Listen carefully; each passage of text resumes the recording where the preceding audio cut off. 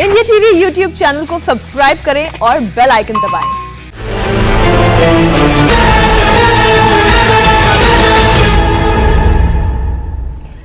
नमस्कार, आप देख रहे हैं इंडिया टीवी। आपके साथ मैं हूं मीनाक्षी जोशी। बंगाल में कोरोना विस्फोट के बीच 5वें दौर का मतदान शुरू हो चुका है। करीब 2 घंटे का वक्त बीत चुका है और छिटपुट हिंसा की खबरों के बीच बंगाल की 45 सीटों पर मतदान जारी है। पिछले 4 चरणों की तरह आज भी बंगाल के पोलिंग बूथ पर वोटर्स की काफी भीड़ दिखाई दे रही है। सुबह से ही वोटर्स बड़ी संख्या में घरों से निकलकर पोलिंग बूथ पर लंबी कतारों में खड़े हैं, जिसकी वजह से कई जगहों पर कोरोना प्रोटोकॉल का उल्लंघन भी हो रहा है। कल ही चुनाव आयोग ने कोरोना के बढ़ते प्रकोप के बाद प्रचार के लिए गाइडलाइंस जारी की, लेकिन आज पोलिंग बूथ पर ही कोविड गाइडलाइंस का उल्लंघन हो रहा है। ये 5 तस्वीरें आप देख रहे हैं, कोरोना का बढ़ता हुआ संक्रमण और उसके बीच में चुनाव आयोग के सामने ये चुनौती, मतदान सुचारू रूप से कराने की, हिंसा की कुछ खबरें भी। और चिंता इसलिए है क्योंकि कोरोना का संक्रमण पश्चिम बंगाल में बहुत तेजी से फैल रहा है। सोशल डिस्टेंसिंग का पालन करना आपकी भी जिम्मेदारी है। हर चीज बच्चों की तरह सिखाई और समझाई नहीं जा सकती।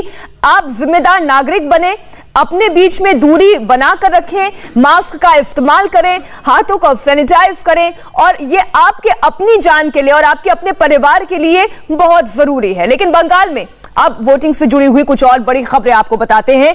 वर्धमान जिले से आ रही है ये बड़ी खबर, जहां वोटिंग के दौरान हिंसा हुई है। वहां बीजेपी के पोलिंग एजेंट के साथ मारपीट की गई है। मारपीट में बीजेपी का पोलिंग एजेंट बुरी तरह से घायल हो गया है, उसे अस्पताल में भर्ती कराना पड़ा है। मारपीट का आरोप टीएमसी कार्यकर्ताओं पर है।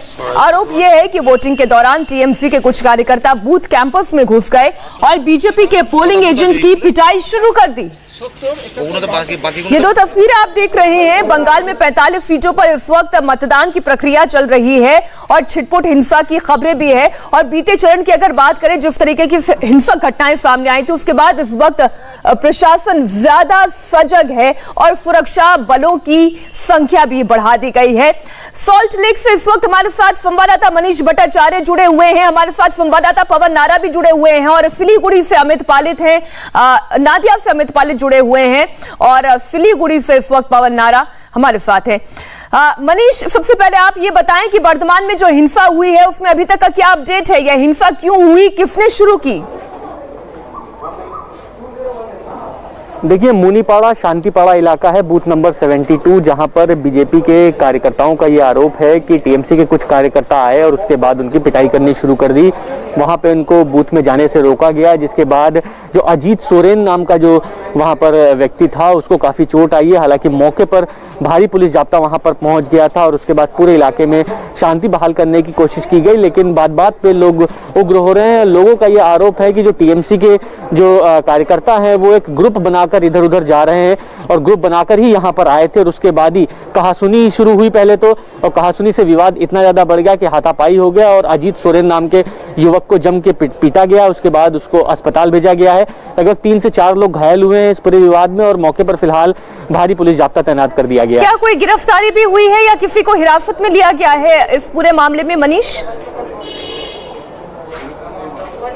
देखिए, फिलहाल अभी ना ही कोई गिरफ्तारी हुई है, ना ही किसी को भी हिरासत में लिया है। जो शुरुआती दौर में जो हमने जानकारी जुटाई उसके मुताबिक यही है कि जिस वक्त हंगामा हुआ उसके बाद घायल युवक को फिलहाल लोग वहां से लेकर अस्पताल की तरफ रवाना हो गए, लेकिन कौन लोग थे ये जानने की कोशिश की जा रही है। घायल युवक ने जो बयान दिया उसके मुताबिक वो टीएमसी के कार्यकर्ता हैं जो आए थे, जिन्होंने हंगामा शुरू किया, और उसके बाद उनके खिलाफ मामला दर्ज कराने की प्रक्रिया की जा रही है। बिल्कुल, आप लोग हमारे साथ बने रहिए। और इसी बीच बड़ी खबर, प्रधानमंत्री नरेंद्र मोदी ने ट्वीट कर हरिद्वार कुंभ में भीड़ कम होने को लेकर संतों से अपील की है। उन्होंने कहा है कि कोरोना संकट के चलते कुंभ को प्रतीकात्मक ही रखा जाए। प्रधानमंत्री मोदी ने जो ट्वीट किया है वो भी आपको बताते हैं।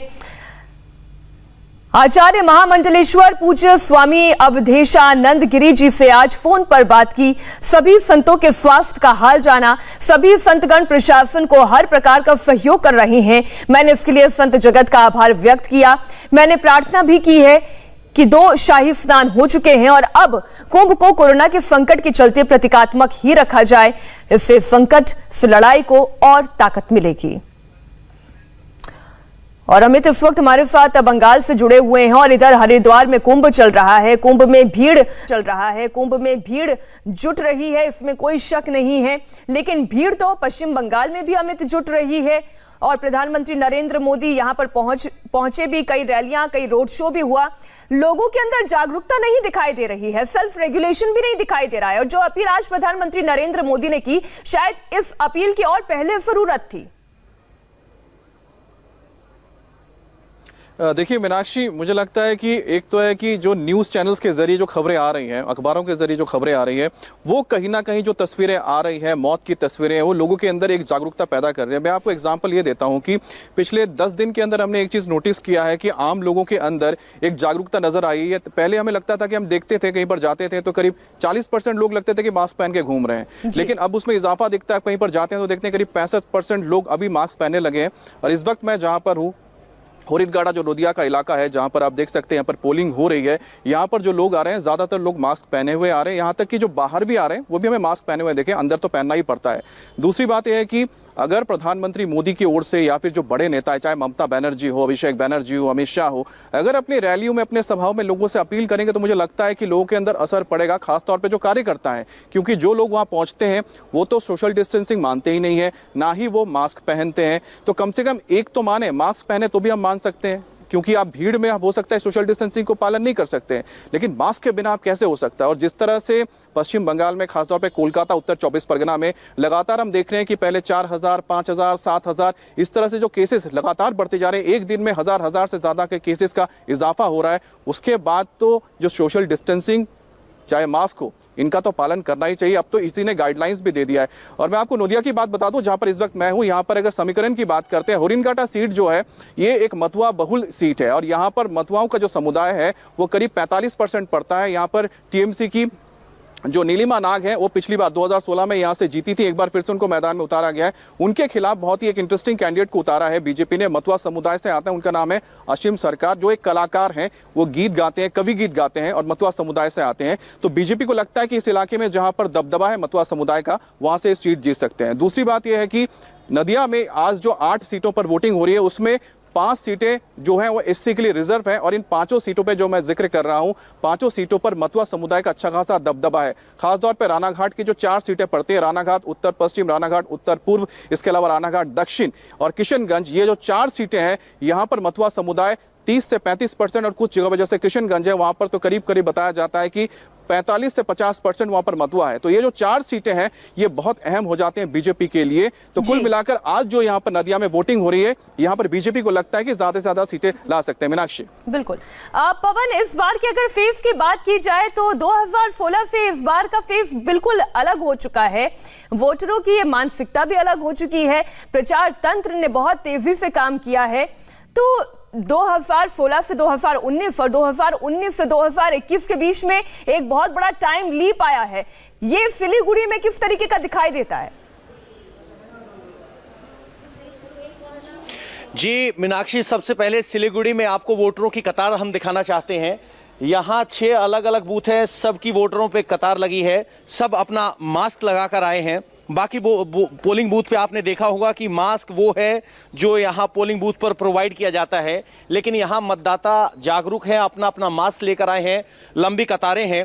जहाँ तक तस्वीर बदलने की बात है तो उत्तर बंगाल वो इलाका है जहाँ बीजेपी ने रास्ते खोले हैं, अपने लिए रास्ते मजबूत किए हैं। दार्जिलिंग से पिछले 3 बार से सांसद है। इस इलाके में जिन सीटों पर आज वोट हो रहे हैं उनकी बात करें तो जलपाईगुड़ी में 7 सीटें हैं, दार्जिलिंग में 5 हैं और एक कलिम्पोंग की सीट है। तो कुल मिलाकर 13 सीटों पर उत्तर बंगाल में आज वोटिंग हो रही है। 2019 के वोटिंग ट्रेंड ने एक संकेत दिया था, जहां बीजेपी को 44% वोट मिले थे और टीएमसी को 41% वोट मिले थे। बीजेपी उम्मीद ये कर रही है कि वो ट्रेंड जारी रहे, जबकि टीएमसी की कोशिश ये है कि उस ट्रेंड को रोका जाए। जो बीजेपी यहाँ इनरोड्स कर रही, अंदरूनी वोटर तक पहुंच रही है, उसे रोका जा सके। इस तरह का संघर्ष यहाँ देखा गया था। प्रधानमंत्री नरेंद्र मोदी, गृह मंत्री अमित शाह से लेकर बीजेपी के स्टार प्रचारक मिथुन चक्रवर्ती तक यहां पहुंचे हैं। और आपको नहीं भूलना चाहिए कि ममता बनर्जी जब ब्रिगेड ग्राउंड में प्रधानमंत्री नरेंद्र मोदी कलकत्ता में रैली कर रहे थे तो ममता बनर्जी सिलीगुड़ी में रोड पर महंगाई के खिलाफ मार्च कर रही थी। तो कुल मिलाकर बैटल ग्राउंड नॉर्थ बंगाल में एज बीजेपी के पास है और टीएमसी के पास उस एज को खत्म करने की चुनौती। जी, आप बने रहिए हमारे साथ। बंगाल में 5वें चरण के वोटिंग के बीच ममता के बेहद करीबी और कमरहाटी से उम्मीदवार मदन मित्रा ने बीजेपी पर ईवीएम से छेड़छाड़ का आरोप लगा दिया है। मदन मित्रा ने कहा है कि बीजेपी के लोग कई पोलिंग बूथ पर गड़बड़ी कर रहे हैं। इस वक्त की बड़ी खबर आपको बता दें, उत्तर 24 परगना की कमरहट्टी इलाके से आ रही है, जहां पर ईवीएम में गड़बड़ी का आरोप है। और टीएमसी के उम्मीदवार मदन मित्रा ने यह आरोप लगाया है कि बीजेपी के जो कार्यकर्ता हैं या बीजेपी के जो नेता हैं, यहां से उम्मीदवार हैं अनिंद्य बनर्जी, उन्होंने ईवीएम में गड़बड़ी करवाई है।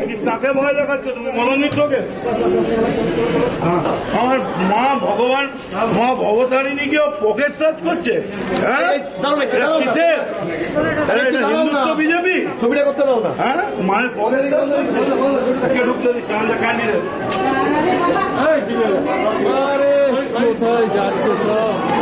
তাড়াতাড়ি করে, আসলে অনেকগুলো প্রসেস তো ওরাও চেষ্টা করছে। एक बार फिर से हम इस वीडियो को शुरुआत से देखते हैं, क्योंकि जो खबर आ रही है कि इनकी जेब को सर्च किया गया तो इन्हें थोड़ी नाराजगी हो गई इस बात को लेकर। एक बार आप फिर से ये वीडियो देखते हैं और देखते हैं कि क्या कह रहे हैं इस वक्त।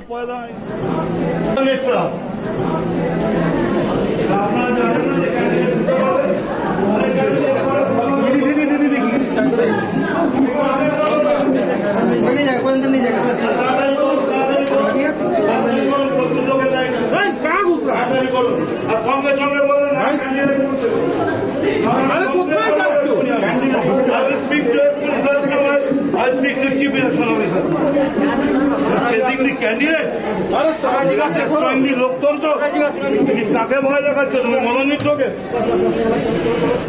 আমার মা ভগবান মা ভবতারিণী কি পকেট সার্চ করছে? तो कुछ नाराजगी दिखाई दे रही है, लेकिन ये कह क्या रहे हैं ज्यादा समझने के लिए मनीष भट्टाचार्य का हम रुख कर लेते हैं। मनीष, क्या समस्या हो गई? क्यों ये पोलिंग बूथ पर गए और फिर इस हंगामा करने लगे? देखिए, जो मैं समझ पाया हूँ, सुन पा रहा था, उसके मुताबिक मदन मित्रा जिस वक्त पोलिंग बूथ में गए हैं उनको सर्च किया जा रहा था और वो ये कहने की कोशिश कर रहे हैं कि तुम किसको डर दिखाने की कोशिश कर रहे हो, ये डर ऐसे नहीं चलेगा। तो इस तरह की कुछ बातें हो रही थी और उसी के लिए वो नाराज़गी जताई है उन्होंने वहाँ पर। मदन मित्रा मैं बताऊँ कमरहट्टी में सुबह से ही प्रचार जो जहाँ पे मतदान हो रहा था वहाँ पे सुबह से ही तमाम जगहों पर घूम रहे हैं। और मदन मित्रा बड़े ममता बनर्जी के खास मंत्री माने जाते हैं और जिस तरीके से वहाँ पर हंगामा हुआ और उन्होंने जो आरोप लगाए हैं उसके बाद वहाँ पर काफ़ी गहमा गहमी का माहौल हो गया है। मीनाक्षी, ये बड़ी अजीब बात है। अगर वाकई में सर्च करने से लोग डरने लगे या ये जताने लगे कि हमें डराने के लिए हमें सर्च किया जा रहा है, तो नेताओं का ये हाल है तो आम जनता क्या कहेगी? कोलकाता के करीब सॉल्ट लेक इलाके में वोटिंग जारी है, लेकिन कोरोना प्रोटोकॉल का खुलेआम उल्लंघन भी किया जा रहा है। वोटर परेशान है। हमारे संवाददाता मनीष भट्टाचार्य ने वोटर्स से बातचीत की। इस वक्त सॉल्ट लेक में मौजूद हैं। सॉल्ट लेक में मतदान केंद्र की तस्वीर देखिए, किस तरीके से खचाखच भीड़ यहाँ पर भरी हुई है। अंदर मतदान चल रहा है, बाहर सोशल डिस्टेंसिंग की फिलहाल बहुत ज़्यादा पालना दिखाई नहीं पड़ रही है। सुबह से ही मतदान के लिए लंबी कतार लग गई थी और यहाँ पर इतनी ज़्यादा लंबी भीड़ लग गई है। ये इतनी ज्यादा भीड़, लाइन, सोशल डिस्टेंसिंग वगैरह कुछ है हो नहीं है, कोई सोशल डिस्टेंसिंग नहीं है। सुबह 6:30 बजे से आदमी लोग यहाँ पे खड़ा है, सब सीनियर सिटीजन लोग खड़े हैं। 6:30 बजे से खड़े हैं, 7:30 बजे के बाद शुरू हुआ है।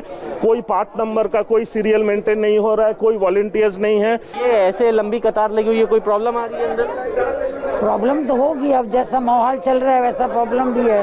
लोग हैं यहाँ पर, इनकी शिकायत ये है कि हम सुबह से यहाँ पर कतार में खड़े हुए हैं लेकिन सबसे बड़ी दिक्कत ये है कि अंदर का मैनेजमेंट सही नहीं है। इस वजह से लंबी कतारों में खड़ा होना पड़ रहा है। कोरोना का प्रकोप बहुत ज़्यादा है। सोशल डिस्टेंसिंग करना बेहद ज़रूरी है, उसकी पालना हो नहीं पा रही है।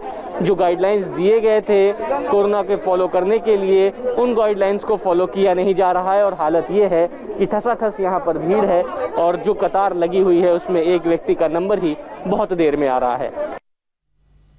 फिलहाल हम रुक रहे हैं एक छोटे से ब्रेक के लिए और ब्रेक के बाद देखिए आज चुनाव आयोग से क्यों मिलने जा रही है बीजेपी।